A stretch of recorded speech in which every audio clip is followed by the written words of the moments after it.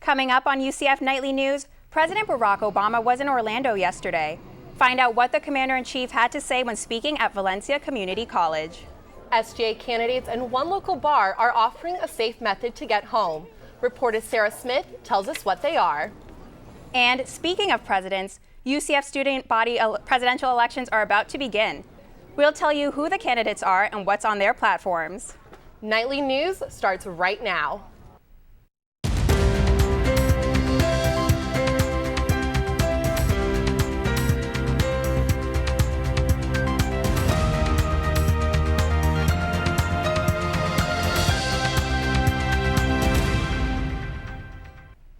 Good afternoon and welcome to Nightly News. I'm Nicole Ibn Arriaga. And I'm Blaise DaCosta. Today is Friday, March 21st. President Obama was here in Orlando and spoke at Valencia College yesterday about women and the economy. Reporter Claire Davis was there and tells us his plans and what students had to say about his speech. President Obama arrived in Orlando Thursday afternoon to speak at Valencia College. He discussed economic issues among working women who still don't make as much money as men. Women receive equal pay for equal work. This is a really simple principle. This should not be confusing. The Commander-in-Chief also said he wants to make sure there are more educational opportunities for young people. Restoring that opportunity for every American, that's been our driving focus as a country. And he also says that he wants to increase the minimum wage for everyone. We spoke to some Valencia College students and they told us what they thought about his speech. I think we're definitely moving forward to a new direction. This is something that's been long overdue, and him coming here at Valencia College, which digs into the roots of sort of opportunity, it's indicative of his intentions. The president said his administration will continue to host roundtable discussions about workplace equality. In Orlando, Claire Davis, UCF Nightly News. The president only spent about 3 hours in Orlando, and after his speech at Valencia, he traveled to Miami, where he raised money for the Democratic Party. You've seen the signs around campus. It's that time of year again. Time to vote for your student body president and vice president. After a spirited debate Thursday night, the platforms for both parties are quite clear. Jessica Gotts-Lubin and Luck-Dwin Luck say they'll strive for all students to be heard. Their contenders, Weston Bays and Sydney Altfield, say their priorities are safety for students. To make sure every single individual student every night feels like they're being heard, because if their voice matters and they know it matters and they know they're being included, then they feel like their government and their student leaders understand their needs. We want to create a movement to make sure our campus safety is first, because the university has grown so fast and our campus safety really hasn't kept up with that trend. The SGA candidates aren't just talking about student safety, they want to take action. Nightly News reporter Sarah Smith tells us what's being done to improve student safety. Last week, we told you about the dangers of crossing Alafaya Trail. Now imagine a bridge over this busy road. That's what SGA presidential candidate Weston Bays is lobbying for. He says student safety is his main priority and that this plan has been in place for quite some time. It was the fact that this is something that's been discussed before, but no one's really put the effort and the passion behind it to really make it happen. And we felt like we were the people to do that. The bridge is a process, and it's not something that's going to be ready anytime soon. So what about students who want to get home safely tonight? Jessica Gotts-Lubin, the other SGA presidential candidate, says we need to change things now by making sure students are walking home together. We need to make sure those things are done now, because a pedestrian bridge is not going to keep people safe 2 months from now, because it's not just going to build itself. Michael Rubino, owner of the Station Bar and Grill, found a way to take action now. Orlando is a big community, and just in the UCF area alone, I mean, it's the second largest campus in the nation.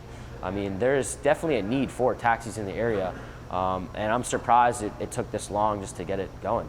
Rubino teamed up with the same company that runs UCF shuttles to get 14 taxis for the UCF area.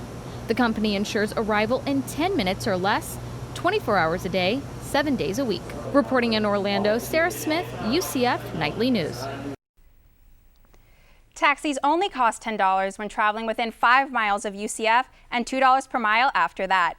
Visit our website for more information on pedestrian safety and the taxis. It's time now for a first look at our weather. Emily Arroyo joins us outside from the Nicholson School of Communication with a live look at our first forecast. Okay, Emily, Blaze and I have been inside all day. So how does the weather look outside? Oh, Nicole, it is wonderful. Once you and Blaze are done with the newscast, you gotta come out and enjoy the weather. It is just wonderful here at UCF. It's currently 78 degrees and the humidity is 45%, which is down from the 90% it was this morning. So my hair is quite grateful for that. I'll give you tonight's temperatures and your full 5-day forecast later in the broadcast. Blaze? Thanks, Emily. Still ahead on Nightly News, Tuesday marked the 1-year anniversary of the night James Sivakumaran attempted his plot against UCF. Find out what school officials have been doing to prepare students in case of a similar incident. And we tell you why so many college students are preyed upon by identity thieves and how to prevent your identity from being stolen when we come back.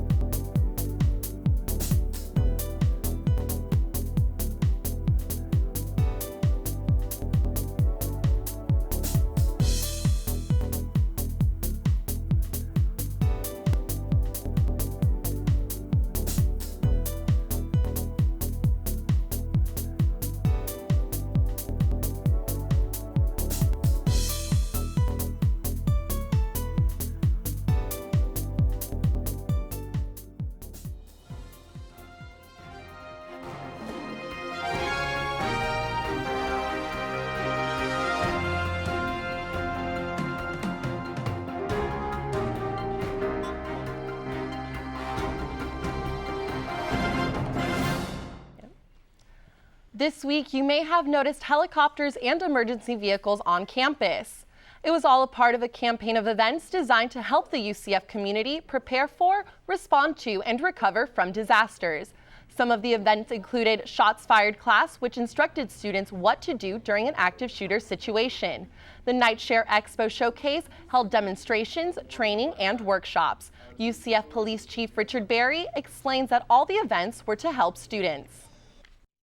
One of the big parts about law enforcement and public safety in general is awareness, being aware of your surroundings and knowing what services are available. And that's what we've tried to do this week. We're rolling out a lot of different programs, and we want our faculty, staff, and students to know about these programs so that they can take advantage of them. It could have been a very tragic event for UCF, and Nightly News reporter Christy Yauk explains just where the UCF community is 1 year later since that tragic event. The only time he actually made solid eye contact with me when he was going to get pulling the gun on me. That was the voice of the roommate Arabo Babakani. March 18th marks 1 year since James Sivakumaran, a former UCF student, planned a mass attack at Tower 1. After his plan failed, Sivakumaran killed himself and was found with 2 guns as well as explosive devices and several rounds of ammo. Some Tower 1 residents told us how UCF has made them feel more secure. They definitely have a better RA inspections than at my other school because, you know, they could find something during their inspection and that could lead to an investigation and prevent another situation like this happening. So I feel definitely that's a lot safer for us students. It's just kind of like a freak accident, like it's not happening everywhere and there's not much they can really do about that stuff. Like that's kind of just one guy that went off the deep end. So I feel perfectly safe here. I think it's fine.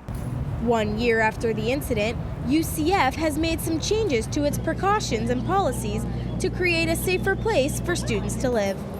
UCF Police Chief Richard Berry says one of those changes is a stricter housing policy that no longer allows students who are not enrolled to reside. Berry says UCF Police have also hired a full-time coordinator to take care of all the emergency notification systems. In Orlando, Christy Yauk, UCF Nightly News. Berry says UCF Police will continue making changes to push UCF forward so that students always feel safe. If you are like most people and share information on social media, you might think twice before doing it. A recent statistic shows that sharing simple information could make you a potential victim of identity theft. The most recent report from the Federal Trade Commission shows that annually around 12 million people are victims of this crime. And college students are among the group with the highest percentage on stolen identities. UCF professor Cliff Zhu, an expert on cyber safety, recommends that students think first on the implications about sharing personal information on social media before publishing them. Maybe it's not a good idea to reveal your birthday because that is secret information that could be combined with other information, then they could be the basis for all the identity theft. Zhu also says that something as easy as downloading a free app may expose your personal information to cyber thieves. The weather this week started off rainy and cold, but now we're seeing the sunny and warm weather we love. When we come back, Emily Arroyo tells us what to expect for the next few days. And reporter Nick Marciniak joins us on the desk to give us the latest news from around the world.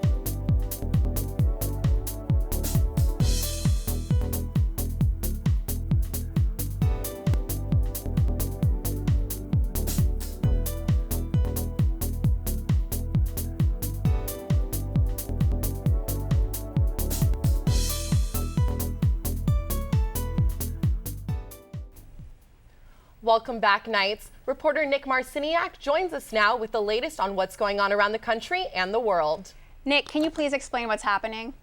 Well, it's been busy on both the international and the national front. Here are the week's top stories. The search for Malaysian Airlines Flight 370 has a new lead. Satellite images show what appears to be two objects floating in the Indian Ocean. The larger object measures nearly 80 feet long, or roughly the length of a Boeing 777 wing. Aircraft and ships from 4 nations, including the U.S., are currently searching the area where the objects were detected, roughly 1,500 miles southwest of Perth, Australia.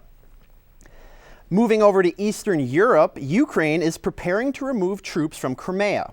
Since Russia annexed the region Tuesday, pro-Russian forces have seized several key Crimean naval bases and warships. The decision effectively gives full control of the region to Russia. Now, on Wednesday, President Obama said that the U.S. will continue to use diplomacy instead of military action in response to Russia's actions. Back home on Wednesday, U.S. immigration officials busted one of the largest human smuggling operations in recent years. Police found over 100 individuals in a Houston area warehouse. 6 individuals have been arrested in connection to the ring, and most of the group is in police custody for suspected illegal immigration. And that's what's happening in the world. For more information on these stories, check out our website. Back to you guys. Thanks, Nick. This Saturday, you can get some exercise, hang with friends, and help find a cure for cancer. Relay for Life offers the UCF community a chance to raise money with fun activities like bra pong and a talent show. Overall, our goal is just, one, to raise a lot of awareness for this event, because awareness is going to equal more money, and that's going to equal, us being able to put an end to cancer within our lifetime, because that's something that even 50 years ago wasn't possible, and that's definitely happening today. Relay for Life starts tomorrow at 2 p.m. at Memory Mall and goes until Sunday morning. The director also told us she's hoping for beautiful weather at the event, and Emily Arroyo has our forecast for the upcoming week. Emily, this week has been so rainy. Does it look like Relay for Life will be rained out this weekend? Well, Blaze, I have good news for Relay for Life participants. It looks like the weather is going to stay nice and dry, and they won't be getting rained out. We have a look at our live shot outside our studio, where it is a gorgeous day. You can see clear blue skies. It's nice warm temperature. If you want to get out and enjoy the weather, you really should. You'd have a great day sitting by the pool with friends or just having fun outside. It's really wonderful today. We'll take a look at our state map. It is really warming up. It's living up to its name, the Sunshine State. We have lots of heat throughout the entire state. In Jacksonville, it's at 78, Tallahassee 79. Tampa and Miami are bringing in the heat at 81, and Orlando is a nice 78. Let's take a look at national temperatures. The whole country is really warming up as spring has started. We see the southeast is really warm, and it's almost feeling like summer actually for us over here. The north is cold as always in the 30s and 40s, but hopefully it will start to warm up for them. Spring has started this week, and they should be experiencing some warmer temperatures sooner. Now, let me tell you what I'm quite jealous of. I am jealous of the West Coast. They have gorgeous, nice, cool weather. It's in the 60s. My sister is out in California, and she's telling me it's just lovely, a nice jacket, really lovely weather, sunny and clear. Let's take a look at our precipitation now. We have really nice weather over here on the West Coast, nice and clear. And on the East Coast where we're at, it's nice and clear too. No rain in store for us today. But if you are in the Southwest or the Midwest, you might be experiencing some storms. They have a nice strong storm front coming through over here. Let's take a look at our 5-day forecast now. As you can see, Saturday and Sunday is going to be a nice, clear, sunny day. Highs in 85 and 84 and lows in the 60s, 62 on Saturday, 66 on Sunday, and only 20% chance of rain. On Monday, though, we're going to get slammed with that 50% chance of rain, and it's going to get a little bit cooler. 78 high and 64 will be our low. Tuesday, about the same.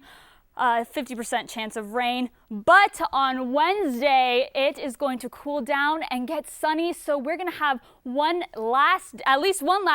more day of nice cool weather, and it'll be a really great day. Blaze and Nicole?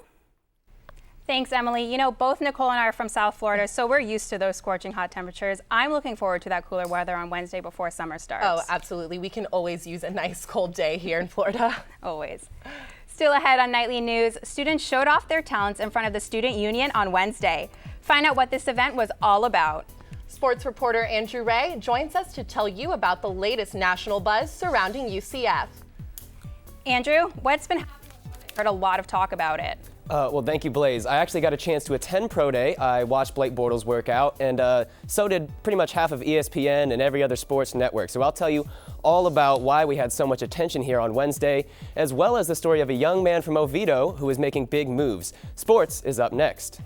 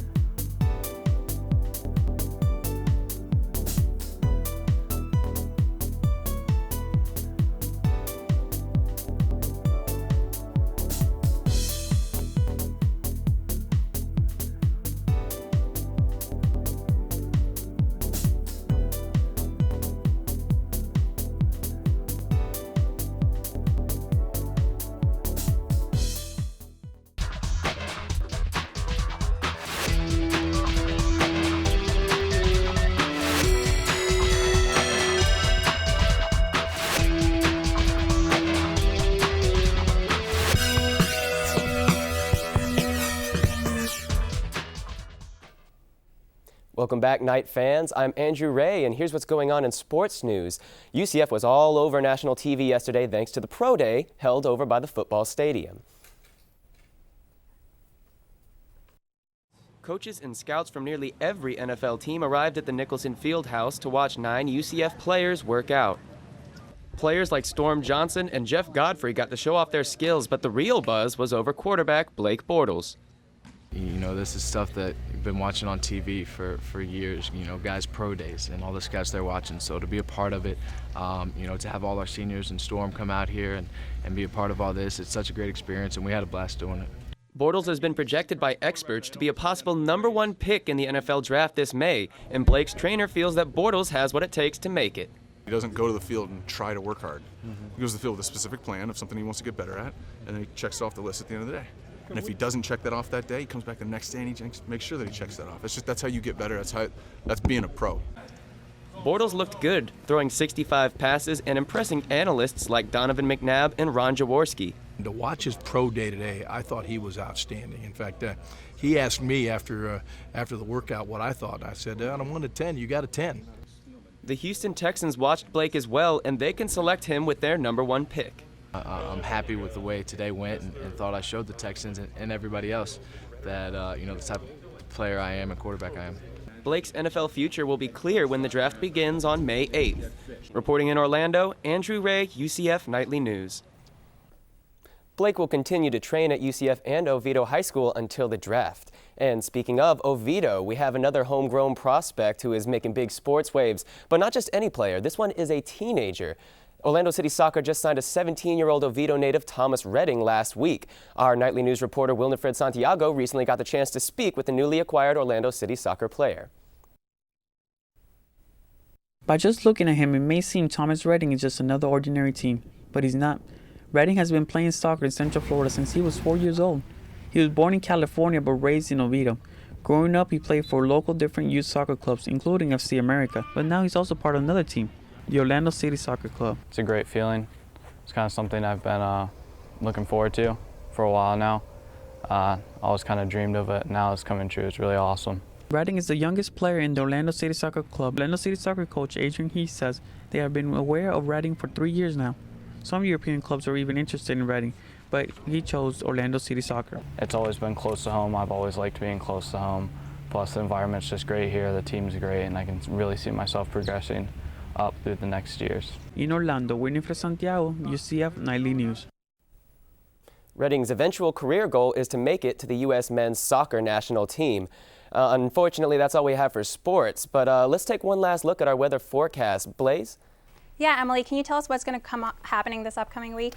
Well, it's going to stay actually nice and sunny this weekend, but then Monday you're going to need your umbrella, and on Wednesday you might need a light jacket. So you really need a whole wardrobe to live in Central Florida, rather, don't you? So it's going to stay nice and sunny this weekend and get a little cooler later in the week. So thank you, Emily. I'm excited for that. Nice. Be prepared for all kinds of weather. Yes. Okay, well, now I do not have the best voice, Blaze, but some of the students that came out to a talent show just absolutely blew me away.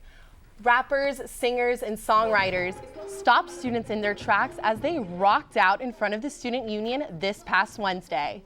Cab Sessions Singers and Songwriters was an event to show off UCF talent. The idea is to get students used to other students performing for them to create a coffee house environment. A CAB representative says this is a celebration of the student body that they hope to continue. And then, speaking of singing and dancing, my favorite Disney movie Frozen came out this week. And if you want to watch the trending movie, you can head out to Knights Plaza on Monday. Campus Activities Board will be screening the film at 9 p.m. outside the CFE Arena. You can email cabmovies@ucf.edu for more information. And if you're near the Orange County Convention Center this week, you might see some famous characters out and about. Today is the first of 3 days of the Orlando MegaCon Convention. The event attracts gaming, comic, and anime fans from all over. This year's Comic Con will feature a costume contest along with discussion panels, events, and entertainment. So I would not show up in a costume, but I would love to go out there and just see everyone and see their creative sides. I bet Blaze would show up in a Frozen costume. You know, I would. I'm a big fan of Anna and Elsa. Okay. Olaf has a personal, place in my heart, but I don't really know how to dress like a snowman, especially in this warm weather. Okay. You'll just portray it on the talent show the next time it comes around. So that's all the time we have for now. Thanks for joining us. If you have a story idea or a comment about something you've seen here on Nightly News, email us at nightlynews@ucf.edu. And be sure to check us out online at nightlynews.ucf.edu. Join us here again next week, and until then, have a great weekend.